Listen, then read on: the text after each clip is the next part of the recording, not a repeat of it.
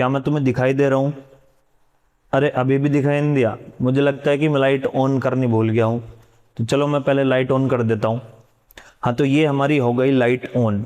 तो इस ये जो हमारा चैप्टर है वो लाइट से रिलेटेड है, रिफ्लेक्शन एंड रिफ्रैक्शन, यानी कि लाइट के ही फिनोमिना हैं दो, जिसमें हम रिफ्लेक्शन को पढ़ेंगे और रिफ्रैक्शन को पढ़ेंगे। बहुत डीपली इस वीडियो में हम इन तीनों चीज़ों को समझेंगे कि ये क्या क्या चीज़ें होती हैं। सबसे पहले मैं यहाँ पर बात करता हूँ लाइट के बारे में। तो जो लाइट होती है, light is a form of energy which enables us to see object. Light energy की एक ऐसी फॉर्म होती है जिसकी वजह से हमें ऑब्जेक्ट दिखाई देते हैं। मैंने लाइट ऑन नहीं की थी, मेरी लाइट बंद थी, तो उस कंडीशन में मैं आपको दिखाई नहीं दे रहा था। अब जैसे ही मैंने लाइट ऑन की तो लाइट के ऑन करते ही मैं आपको दिखने लगा हूँ। तो ये क्या है? लाइट एक ऐसी एनर्जी की फॉर्म है जिसकी वजह से हमें ऑब्जेक्ट दिखाई देते हैं। तो यहाँ पर मैं ऑब्जेक्ट था, जैसे ही लाइट बंद थी तो मैं आपको दिखाई नहीं दे रहा था, और जैसे लाइट ऑन हुई तो मैं आपको दिखाई देने लगा। तो यहाँ पर मैं क्या था? यहाँ पर मैं था ऑब्जेक्ट। अब इस ऑब्जेक्ट को समझते हैं। ये जो ऑब्जेक्ट होता है वो क्या होता है? ऑब्जेक्ट की डेफिनेशन लिखी हुई है, एनीथिंग विच गिव्स आउट और रिफ्लेक्ट लाइट रेज। ऐसी कोई भी चीज़ें जो लाइट रेज को गिव आउट करती है, उसमें से लाइट निकलती है, या वो लाइट को रिफ्लेक्ट करता है या लाइट रेज को रिफ्लेक्ट करता है, ऐसी कोई भी चीज़ को हम ऑब्जेक्ट बोलते हैं। मतलब क्या है इस चीज़ का? जैसे कि सन है, सन एक ऑब्जेक्ट है। तो सन क्या करता है? लाइट रेज को एमिट करता है, तो ये भी एक ऑब्जेक्ट है। बल्ब भी लाइट रेज को एमिट करता है, वो भी एक ऑब्जेक्ट है। और जो पेन है वो लाइट रेज को रिफ्लेक्ट करता है। जैसे ये मार्कर है, मेरे इस मार्कर पर लाइट रेज, यहाँ से लाइट रेज आ रही है और वो लाइट रेज यहाँ से टकरा करके मेरी आंखों तक पहुँच रही है जब ये ऑब्जेक्ट मुझे दिखाई दे रहा है। तो ये क्या कर रहा है? लाइट को रिफ्लेक्ट कर रहा है। तो ऑब्जेक्ट वो होता है जो लाइट को रिफ्लेक्ट भी करता है, और साथ ही साथ वो अगर लाइट को एमिट करता है तो भी वो ऑब्जेक्ट कहलाता है।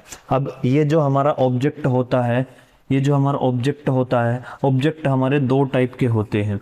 ऑब्जेक्ट हमारे कितने टाइप के होते हैं? ऑब्जेक्ट हमारे दो टाइप के होते हैं। एक ऑब्जेक्ट होता है हमारा ल्यूमिनस ऑब्जेक्ट। क्या होता है? Luminous object. और दूसरा जो हमारा होता है वो होता है नॉन ल्यूमिनस ऑब्जेक्ट। क्या होता है? Non luminous object. Luminous object क्या होता है? ऐसा ऑब्जेक्ट जो लाइट रेज को एमिट करता है। ऐसा ऑब्जेक्ट जो लाइट रेज को एमिट करता है।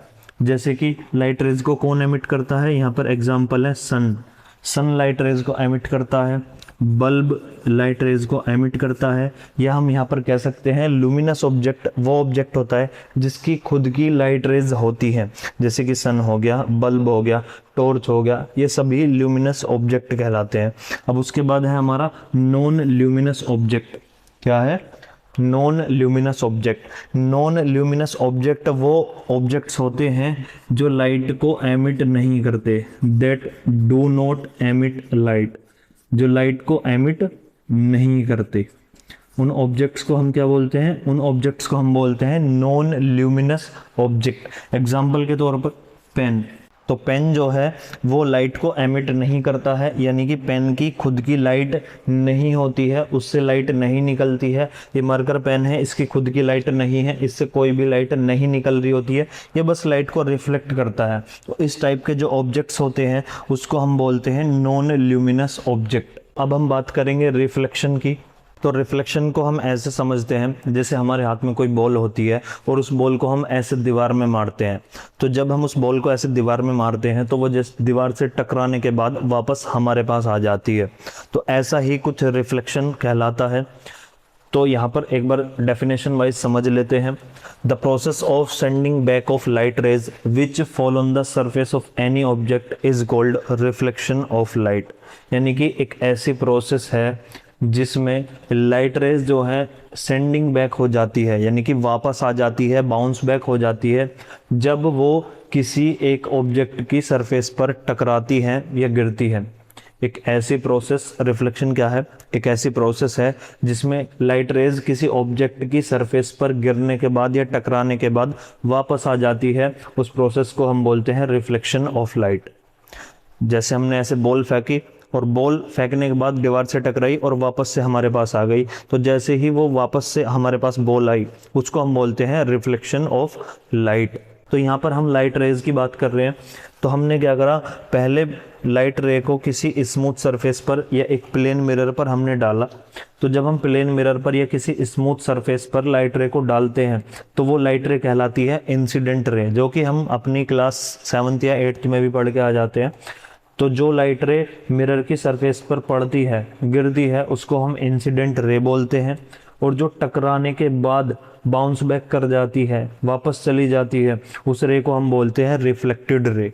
उस रे को हम क्या बोलते हैं, रिफ्लेक्टेड रे। ठीक है, हमने बॉल यहाँ से, मैं इस साइड खड़ा हूँ, इस साइड खड़ा हूँ, मैंने यहाँ से बॉल फेंकी और बॉल यहाँ पर टकराई और टकराने के बाद वापस आ गई। तो बॉल जो मैंने फेंकी, जो लाइट रे मैंने फेंकी, वो इंसिडेंट रे है, और जो टकराने के बाद वापस आई वो हमारी रिफ्लेक्टेड रे होती है।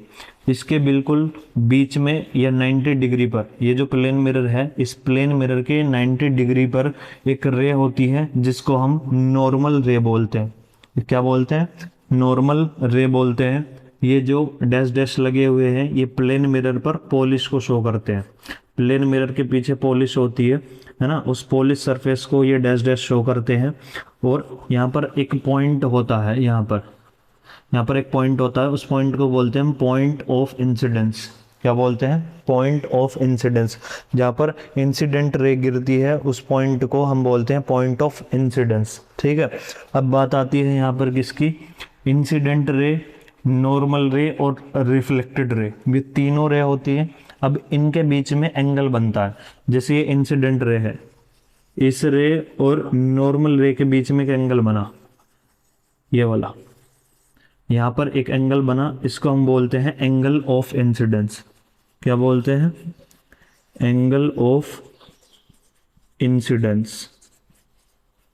ठीक है, नॉर्मल रे और इंसिडेंट रे के बीच में जो एंगल बनता है उसको हम बोलते हैं एंगल ऑफ इंसिडेंट। उसके बाद नॉर्मल रे और रिफ्लेक्टेड रे के बीच में एक एंगल बनता है, यहाँ पर इन दोनों के बीच में एक एंगल बनता है, ये रहा यहाँ पर एंगल। और ये जो एंगल होता है वो एंगल कहलाता है एंगल ऑफ रिफ्लेक्शन। क्या होता है, एंगल ऑफ रिफ्लेक्शन। यानी कि इंसिडेंट रे नॉर्मल रे के बीच में जो एंगल बनता है वो एंगल ऑफ इंसिडेंस होगा, और नॉर्मल रे और रिफ्लेक्टेड रे के बीच में जो एंगल बनेगा वो एंगल ऑफ रिफ्लेक्शन कहलाएगा।